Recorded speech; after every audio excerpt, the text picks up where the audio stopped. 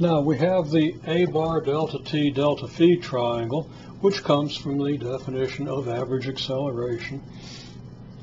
The V naught VF V bar triangle, which comes from the assumption that V versus t is linear, i.e. that acceleration is uniform, and the fact that average velocity in that case is obtained by averaging the initial and final velocities.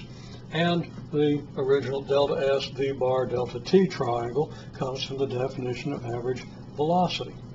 We can put those three together. Now they're not going to look so much like triangles when I get done putting them together, but we start with the delta S V bar delta t triangle. And then we want to do the V naught V bar VF triangle, which I'll do in orange just to delineate it. We have V naught and VF. That's not V naught minus VF. That's just the line connecting V naught to VF as up here.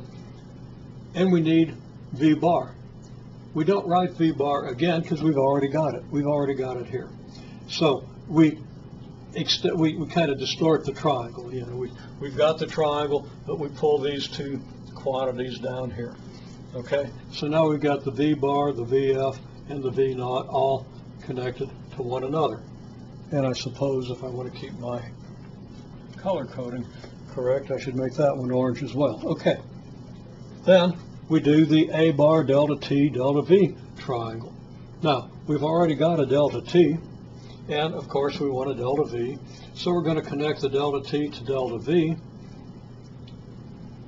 Well, actually, we don't already have the delta V. I'm sorry. Okay.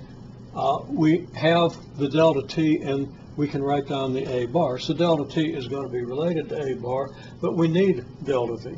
Okay. So we go ahead and write it down. So we have the triangle, but how in the world do we get delta V out of what we already have? Well, we know V naught and VF are related to delta V. We just subtract them, we get delta V. Okay, so we can connect V naught and VF to delta V, and now we have a complete map of the quantities that we can determine from other quantities. And there are many ways to use this map, but I'll go on with that in another video. Okay, again, we start with the delta S V bar delta T triangle. We've got V bar, so that's part of our V bar, V naught, VF triangle, which we complete by writing down V bar and VF, and then we connect those to one another and to V bar. And then we need our A bar, delta T, delta V triangle. We've already got a delta T.